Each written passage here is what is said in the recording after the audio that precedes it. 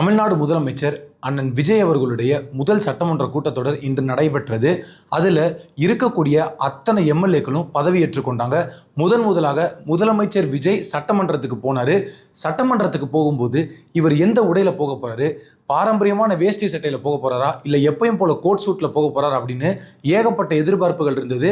ஆனால் ஒரு புது அரசியலை உருவாக்கணும்னு சொல்லி அண்ணன் விஜய், இன்றைய முதலமைச்சர் விஜய் கோட் சூட்லேயே சட்டமன்றத்துக்கு போனார். ஒட்டுமொத்த தமிழ்நாடு சட்டமன்றமுமே வெள்ளை உடைகள் இருக்கும்போது அண்ணன் விஜய் மட்டும் கருப்பு உடையில கோட் சூட்டில் இருந்தார். இதுல இன்றைய தினம் முதலமைச்சர் விஜய் அவர்களுக்கு எதிராக நேர் திசையில் உட்கார்ந்திருந்தது இன்றைய எதிர்க்கட்சி தலைவர் உதயநிதி ஸ்டாலின் அவர்கள்.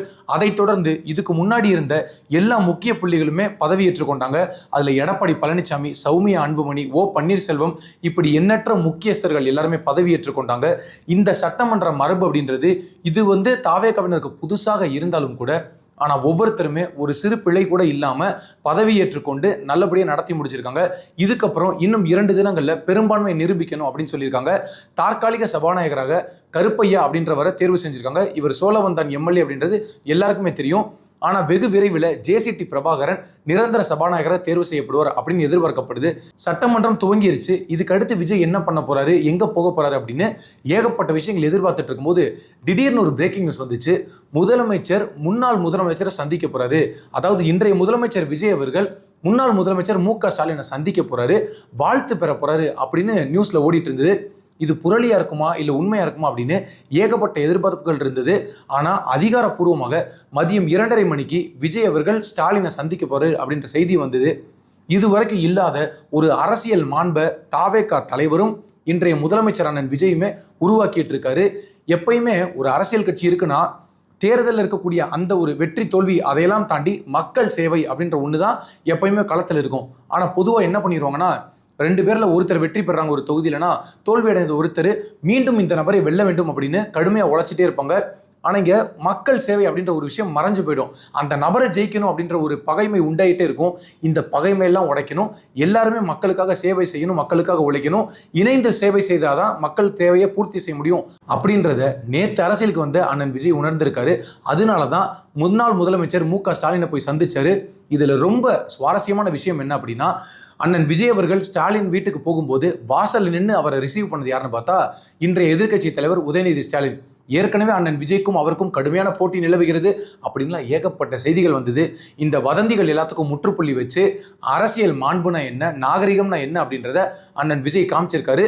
அதே நேரத்தில் எதிர் திசையில் இருக்கக்கூடிய மு.க. ஸ்டாலின் ஆகட்டும், உதயநிதி ஸ்டாலின் ஆகட்டும், அவர் தழுவி வரவேற்று அவர் வீட்டில் அவர் வாழ்த்தியும் அனுப்பிச்சிருக்காங்க. இது ஊடகத்தில் மிகப்பெரிய செய்தியாக பரவிட்டு இருந்தது. இந்த செய்தி முடிகிறதுக்குள்ள அடுத்தடுத்த தலைவர்களை தாவேகா தலைவர் விஜய் சந்திக்க தொடங்கிட்டாரு. குறிப்பா அன்புமணி ராமதாஸ் அவரை சந்திச்சு விஜய் அவர்கள் வாழ்த்துக்கள் பெற்று ஒரு சில நிமிடங்கள் பேசிட்டும் வந்தாரு. இதைத் தொடர்ந்து மதிமுகவின் பொதுச் செயலாளர் ஐயா வைகோவை பற்றி நமக்கு தெரியும். இன்னைக்கு அவர் எடுக்கக்கூடிய நிலைப்பாடுகளில் ஒரு சில விஷயங்கள் விமர்சனங்களாக்கப்பட்டாலும் தடுமாற்றங்கள் சொன்னாலும், ஆனால் ஒரு ஆக பெரும் அரசியல்வாதி அப்படின்றதுல எந்த மாற்று கருத்தும் இல்லை. ஒரு திமுகவுக்குலேருந்து ஒருத்தர் வெளியில் வந்தப்போ ஒரு மிகப்பெரிய புரட்சி ஏற்பட்டுச்சு, மிகப்பெரிய பிரளயமே வெடிச்சுது அப்படின்னா ஐயா வைகோ அவர்கள் வெளியில் வந்தப்போ தான். அப்படி இருக்கும்போது அப்படி முதுமை பெற்ற ஒரு அரசியல்வாதியை நம்ம போய் நேரில் சந்தித்து ஆசீர்வாதம் வாங்கணும்னு சொல்லி அவர் வீட்லையுமே போய் அவரை சந்தித்து ஆசீர்வாதம் வாங்கினாரு. அவர் வீட்லையுமே அவருடைய தவ புதல்வன் துரை வைகோ அவர்கள் அண்ணன் விஜய் அவர்களை தழுவி வரவேற்று வீட்டுக்குள்ள அழைச்சிட்டு போனாரு. இப்போ அவங்க வீட்டுக்குள்ளே போயிட்டு குடும்பத்தோட புகைப்படம் எடுத்துக்கிட்டாங்க. அந்த வீட்டில் இருக்கக்கூடிய பணியாளர்கள் கிட்ட கூட அண்ணன் விஜய் தான் ஒரு முதலமைச்சர் அப்படின்லாம் நினைக்காம அவங்க கிட்ட இறங்கி சகஜமாக பழகின விஷயம் உண்மையிலே மிகப்பெரிய பாராட்ட பெற்று வருது. இதுக்கப்புறம் மிக முக்கியமான ஒரு தலைவரையுமே விஜய் அவர்கள் சந்திச்சிருக்காரு அப்படின்ற தகவலுமே நமக்கு தெரியும். அண்ணன் சீமான் அவர்களை போய் வீட்டில் போய் சந்திச்சுட்டு வந்தாரு. இது ஒட்டுமொத்தமாக இவர் யார் யாரை சந்திச்சிருக்காருன்னு பார்த்தீங்கன்னா, நேற்றைய தினம் ஐயா வீரமணி அவர்களை சந்திச்சாரு. இதுலேருந்து ஒரு விஷயத்தை அண்ணன் விஜய் அவர்கள் வெளிப்படையாக சொல்றாரு, எனக்கு அரசியல் அப்படின்றது மக்கள் சேவை மட்டும்தான். யார் மேலேயுமே தேர்தலுக்காக ஒரு மிகப்பெரிய பகையோ இல்லை மிகப்பெரிய நாங்க எதிர் திசை அவங்க எதிர் திசை அப்படின்ற விஷயமோ இருக்கக்கூடாது அப்படின்றத தெளிவாக உணர்த்தி இருக்காரு. இது வரைக்கும் அவரை பல பேர் விமர்சனம் பண்ணியிருக்காங்க. அதில் குறிப்பாக இன்னைக்கு யாரெல்லாம் போய் அவர் சந்திச்சாரோ அவங்க ஒவ்வொருத்தருமே அண்ணன் விஜய் குறித்து பல விமர்சனங்கள் முன் வச்சவங்க தான். இதுல இருந்து என்ன மெசேஜ் கொடுக்குறாரு அப்படின்றத நம்ம பார்க்கணும். இது வரைக்கும் எல்லாரும் என்ன சொன்னாங்க, அரசியல் தெரியாதுங்க, அரசியல் கற்றுக்கணுங்க, இன்னும் நிறைய விஷயங்கள் அவருக்கு தெரியாது, பல நெருக்கடிகள் இருக்கு, நாளை கழிச்சு அவரை பெரும்பான்மையை நிரூபிக்கணும். ஆனால் இந்த நேரத்தில் இத்தனை தலைவர்களை சந்திக்கிறாரு, பாரபட்சம் காட்டாமல் சந்திக்கிறாருன்னா அவர் எல்லாருக்கும் பொதுவான மனிதனு காமிக்கிறாரு. உடனே இவரை சந்திக்கல அவரை சந்திக்கல ஒவ்வொருத்தரையா சந்திச்சுட்டே வர்றாரு. சரியான நேரம் காலம் சூழல் அமையும் போது ஒவ்வொருத்தரையுமே சந்திக்கிறாரு.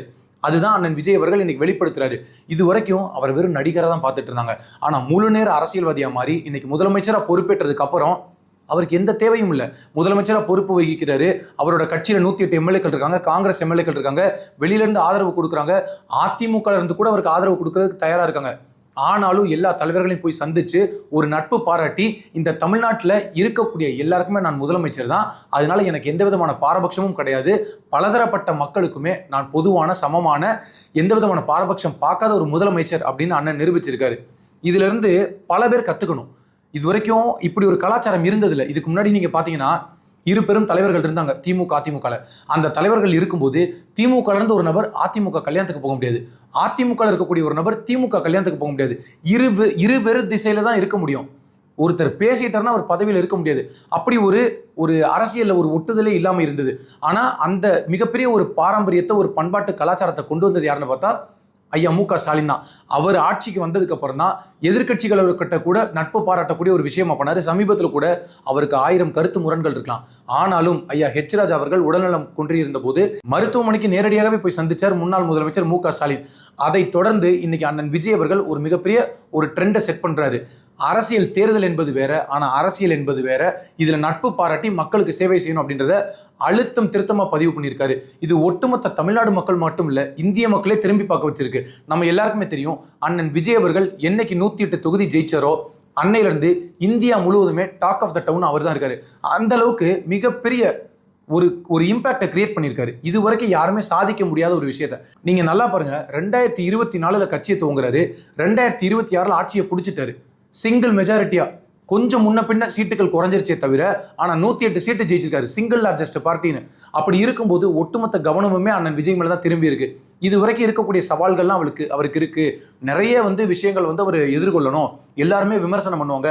அவர் இப்ப கூட நீங்க பாருங்க, விமர்சனம் பண்ண எல்லாருமே சந்திச்சாரு. காரணம் என்ன? நீங்க எல்லாரும் விமர்சனம் பண்ணுங்க. ஆக்கப்பூர்வமான அறிவுபூர்வமான விமர்சனங்கள் வைக்கும்போது அதை விஜய் ஏற்றுக்கொள்கிறார்.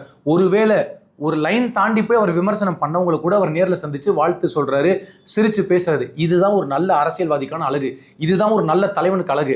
இப்ப அண்ணன் விஜய் அவர்கள் இப்படி ஒரு விஷயத்தை பண்ணும்போது என்ன ஆகும்னா மிகப்பெரிய இம்பாக்ட் சோசியல் மீடியாவில் ஏற்படும். இது வரைக்கும் நீங்க பாருங்க, திமுகவுக்கும் தாவேகாவுக்கும் பிரச்சனை, சோசியல் மீடியாவில் நிறைய பிரச்சனைகள் பார்த்துருப்போம். தாவேகாவுக்கும் நாம் தமிழருக்கும் பல பிரச்சனைகள் ஓடிட்டு இருக்கும், அவங்க பேசிட்டு இருப்பாங்க. இன்னைக்கு அதுக்குமே ஒரு முற்றுப்புள்ளி வச்சிருக்காரு. இது எல்லாத்தையும் பார்த்து தான் இருக்கக்கூடிய எல்லாருக்கும் ஸ்டன் ஆயிட்டாங்க. புரியலை யாருக்குமே எதுவுமே. என்ன பண்றாரு, வெறும் முழு நேர அரசியல்வாதியா மாறிட்டார் அப்படின்னு. அரசியல்வாதியா மாறதானே செய்வாரு, அரசியல் பண்ணதானே வந்திருக்காரு. அப்புறம் முழு நேர அரசியல்வாதியா மாறிட்டாரா? இதுக்கு பின்னாடி அரசியல் காரணங்கள் இருக்கா? இனி அண்ணன் விஜய் எடுத்து வைக்கக்கூடிய ஒவ்வொரு நகர்வுகளிலுமே அரசியல் இருக்கும், இருக்க வேண்டும். அதுக்கு தான் ஒரு களத்துல வந்திருக்காரு. சினிமா துறை தூக்கி போட்டு வந்தது அப்புறம் என்ன, இங்க ஏதாவது டான்ஸ் ஆடுறதுக்கு வந்திருக்காரு, அரசியல் பண்றதுக்கு தான் வந்திருக்காரு. அதனால இந்த விஷயம் அப்படின்றது ஒட்டுமொத்த தமிழ்நாடு மக்கள் மட்டும் இல்ல, அரசியல்வாதிகள் மத்தியிலேயே மிகப்பெரிய வரவேற்பு பெற்றிருக்கு. இதுவரைக்கும் தமிழ்நாடு பார்க்காத ஒரு புது கலாச்சாரத்தை கொண்டு வராரு. ஒரு நட்பு பாராட்டி அரசியல் பண்ணக்கூடிய ஒரு கலாச்சாரத்தை அண்ணன் விஜய் ஆமோதிக்கிறார். நமக்கு தெரியும் அண்ணன் விஜய் அவர்கள் பேசும்போதோ இல்லை ஒரு செயல் செய்யும் போதோ அது எவ்வளவு பெரிய தாக்கத்தை பின்னாடி ஏற்படுத்தும், எவ்வளவு பேர் அதை ஃபாலோ பண்ணுவாங்க அப்படின்றது எல்லாருக்கும் தெரியும். இன்னைக்கு அதை தான் அவர் பண்ணியிருக்காரு. இந்த விஷயம் அப்படின்றது உண்மையிலேயே மனதார பாராட்டப்பட வேண்டிய ஒரு விஷயம். அண்ணன் அவர்கள் இதுக்கப்புறம் அரசியலை என்ன பண்ண போறாரு, அரசமைச்சு என்ன பண்ண போறாரு, அரசியல எவ்வளவு நெருக்கடிகள் இருக்கும், எந்த மாதிரியான சவால்கள் இருக்கும், அதெல்லாம் ரெண்டாவது. ஆனா இன்னைக்கு அவர் பண்ண அரசியல் ஒரு நேர்மையான நாகரிகமான அரசியல். இந்த அரசியலைத்தான் காத்து காத்து எதிர்பார்த்திருந்தார்கள் தமிழ்நாடு மக்கள்.